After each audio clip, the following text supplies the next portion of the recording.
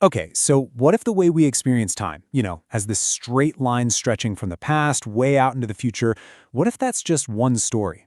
Today, we're going to dive into a totally different idea from African philosophy, one that could honestly change how you see reality itself. Have you ever gotten that feeling of creative burnout? You turn on a movie or boot up a new video game and think, I've seen this before. It feels like we're just getting the same thing over and over, just repackaged. It makes you wonder, have all the great stories already been told? But what if the problem isn't that we're out of stories, but that the box we're trying to build them in is too small? What if other cultures are holding these little treasures, these keys to entirely new ways of seeing the world? Well, today, we're going to unlock one of those treasures. And our guide for this journey is the brilliant Kenyan philosopher and theologian John S. Mbiti. He was one of the most important African thinkers of the 20th century, and his work gives us a profound, and I mean profound, challenge to that linear idea of time we just take for granted. So right here, we have a quote from Mbiti's landmark 1969 book. Now, I know what you're thinking.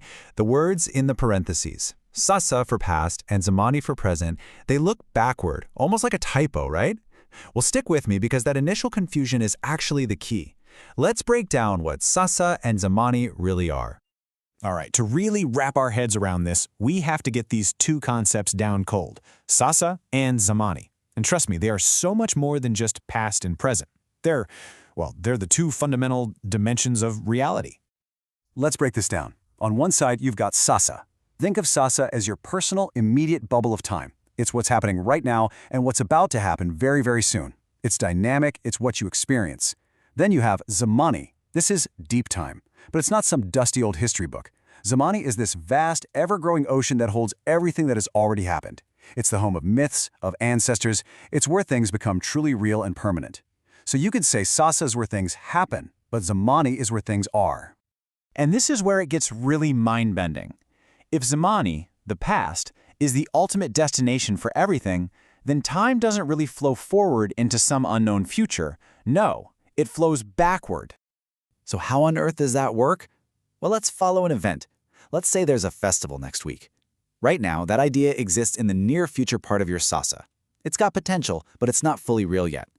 Then, the festival happens. It moves into the now of your Sasa. You're living it, experiencing it, it's dynamic and real.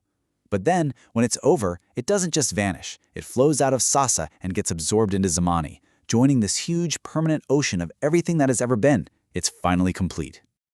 Right. So the really crucial thing to get here is that reality flows from the vibrant, fleeting now of Sasa into the permanent, massive reality of Zamani. The past isn't something that's gone. It's the destination. It's where reality actually builds up.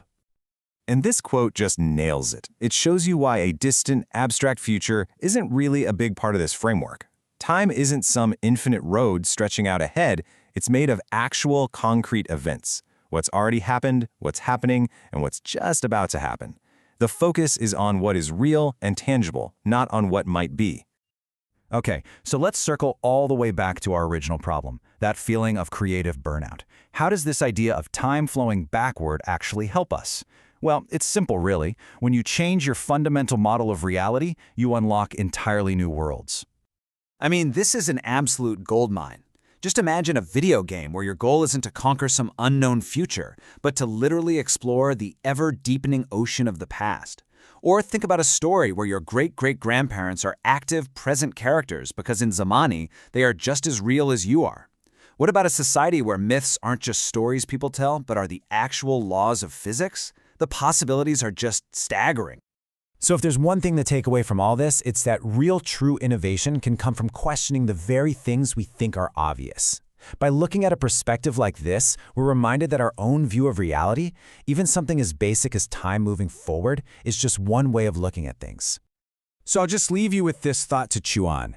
If the past isn't a graveyard of forgotten moments, but an ever-expanding ocean of reality, what incredible new stories are just waiting down there for us to finally discover?